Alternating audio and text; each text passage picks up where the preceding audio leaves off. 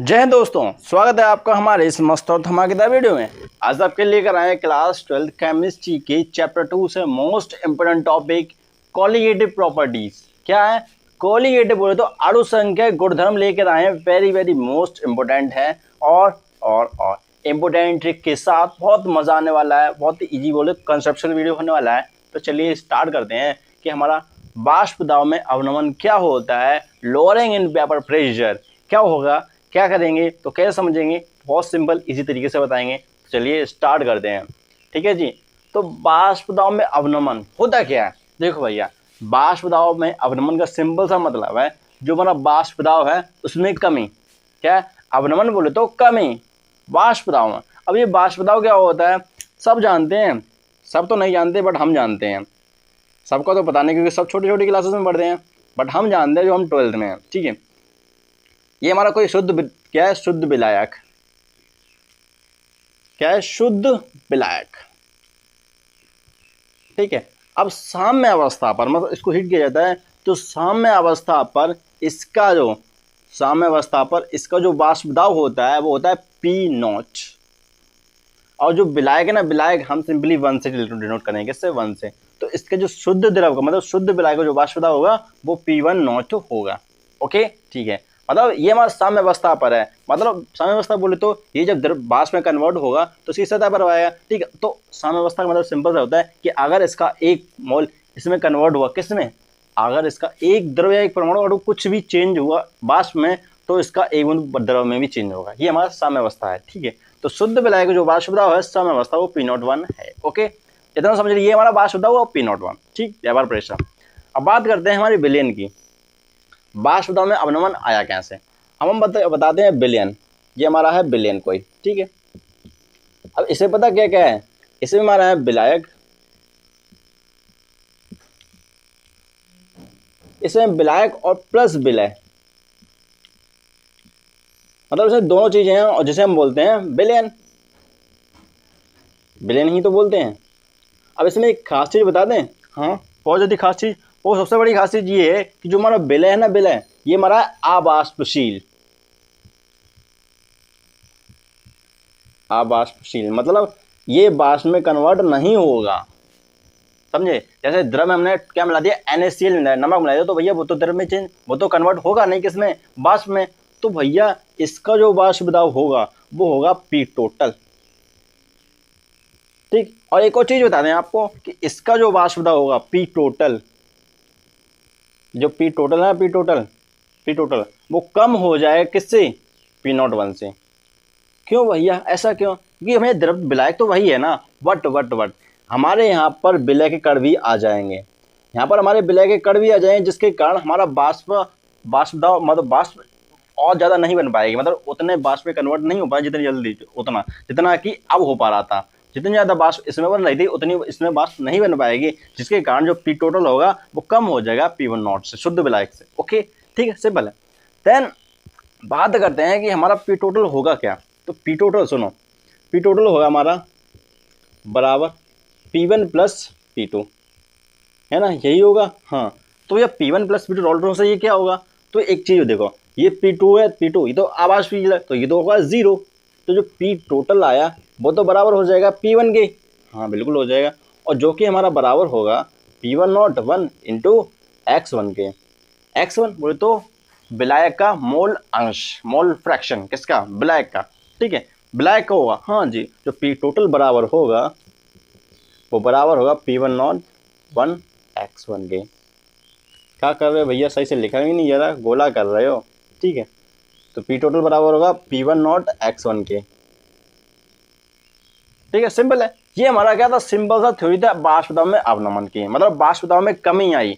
वाष्प दाब में कमी कैसे आई? हमारे पास शुद्ध विलायक था, शुद्ध द्रव था, शुद्ध विलायक, उसका वाष्प दाब P01 था। ठीक है, उसमें हमने मिलाया अवाष्पशील विलय, तो बन गया हमारा विलयन। और विलयन का हमारा जो वाष्प दाब होता है वो P टोटल बराबर होगा P1 प्लस P2 के। बट बात करते हैं अवाष्पशील विलय, तो इसका तो द्रव को ये तो वाष्प में कन्वर्ट होगा नहीं। तो जब ये वाष्प में कन्वर्ट होगा नहीं तो वाष्प उड़ेंगे, तो विलयन के जो वाष्प दाब वो कमी आ जाएगी। विलयन में जो कमी आई इस अवाष्पशील विलय के कारण भाई हमारे वाष्प दाब में अवनमन कहलाता है। ठीक है, तो भैया यही हमारा सिंपल सा पॉइंट था। और P टोटल बराबर होगा P1 प्लस P2 के।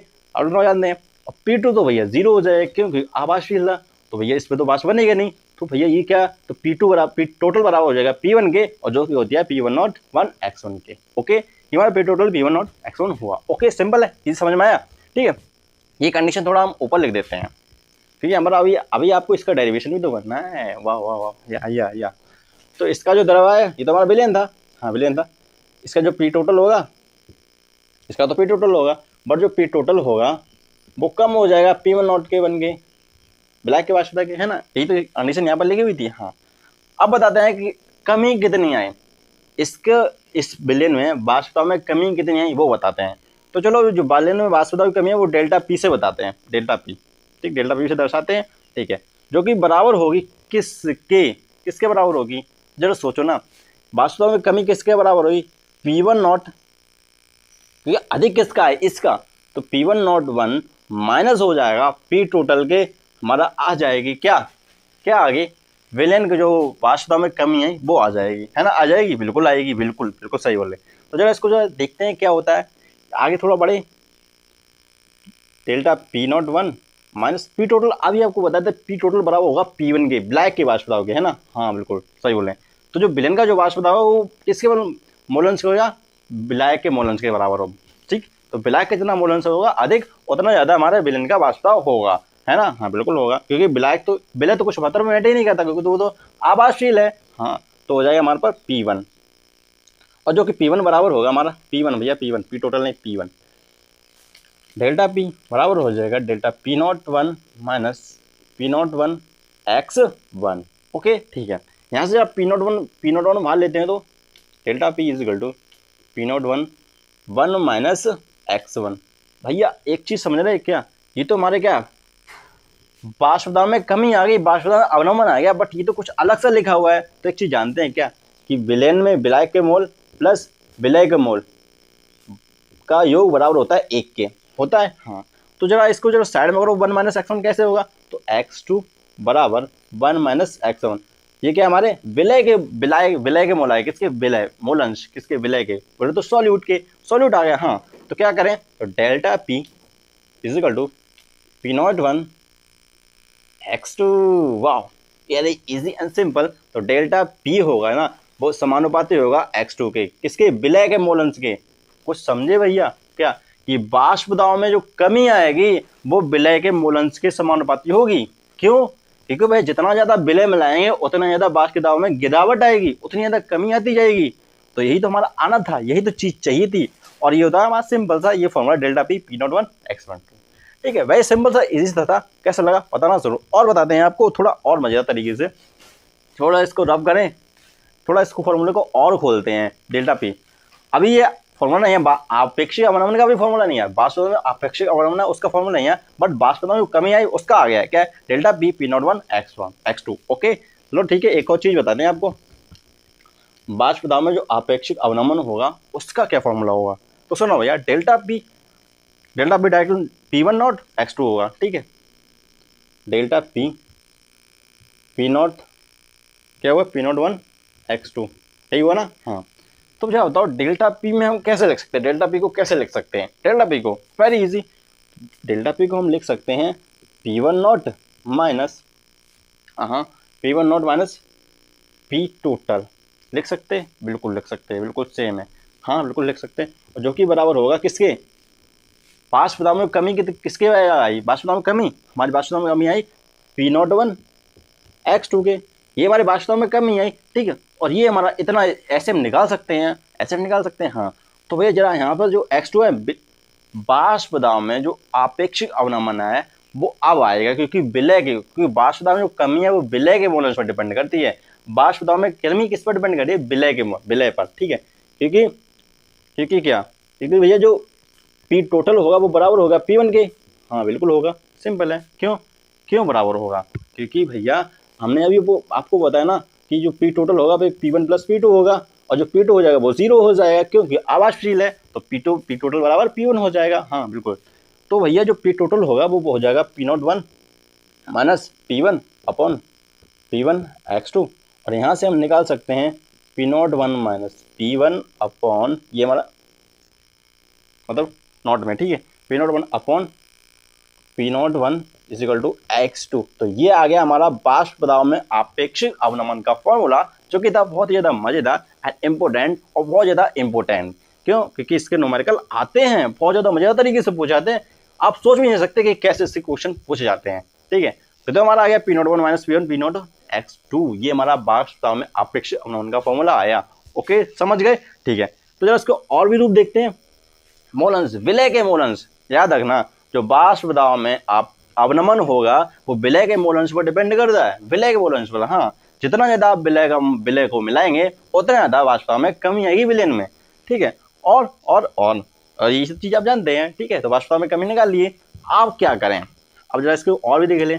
मोलंस कैसे लिख सकते हैं? P not one minus P one upon P not one moles, विलय के मोलंस। तो विलय के मोलंस बोले तो N2 upon N1 plus N2 देख सकते हैं। हाँ, बट एक चीज़ देखो कि इसमें ना हम इसमें तो हम विलय बहुत कम मात्रा में मिलाते हैं। हाँ, मिलाते हैं। तो क्या हम इसको नेगलेक्ट कर सकते हैं? बिल्कुल कर सकते हैं, हम इसको नेगलेक्ट बिल्कुल कर सकते हैं, क्योंकि बहुत कम मात्रा में मिलाया है, तो इसलिए हम इसको नेगलेक्ट बोले तो नगण्य कर सकते हैं। हाँ, बिल्कुल कर सकते हैं भैया। तो अब क्या करें? तो भैया नेगलेक्ट जब कर सकते हो तो इसे हम नेगलेक्ट नहीं करेंगे, बिल्कुल करेंगे। तो इसमें सबसे ज़्यादा मात्रा क्या है? विलायक बोलो तो N1। तो भैया यहाँ पर हम लिख नहीं सकते क्या? P not one minus P one upon P one P not one equal to N2 upon N1। ये आया है, समझ रहे? N2 upon N1। क्यों?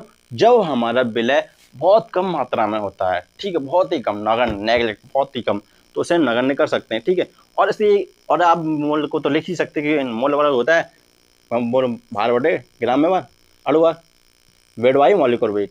ठीक है, ये हमारा मोल होता है। तो इस तरह से यहाँ पर भी लिख सकते हैं विलय को। ठीक है, तो इस तरह से सिंबल से आप निकाल सकते हैं वाष्प दाब में अवनमन और आपेक्षिक अवनमन। वाष्प दाब में अवनमन कुछ इस तरह से आएगा और वाष्प दाब में आपेक्षिक अवनमन इस तरह से, क्योंकि अवनमन हमारा अलग है, आपेक्षिक अवनमन थोड़ा अलग है। ठीक है, थोड़ा समझने की सोच है, थोड़ा अलग है। अब देखो भैया अवनमन कैसे है?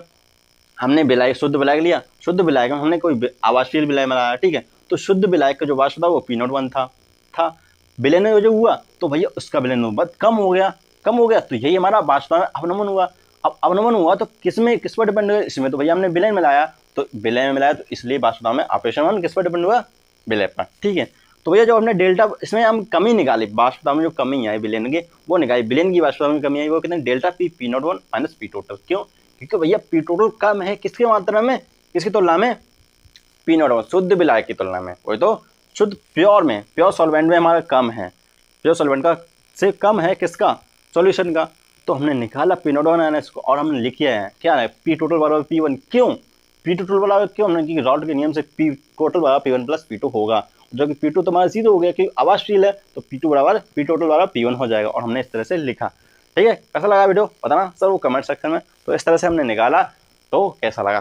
ठीक है, तो चलिए चलते हैं, नेक्स्ट वीडियो में मिलेंगे बहुत ही मज़ेदार वीडियो के साथ। तो और ज़्यादा मज़ा आया इस क्लास में क्योंकि हमारा सिस्टम हिट हो चुका है। तो नेक्स्ट वीडियो में मिलेंगे। राम राम, जय हिंद।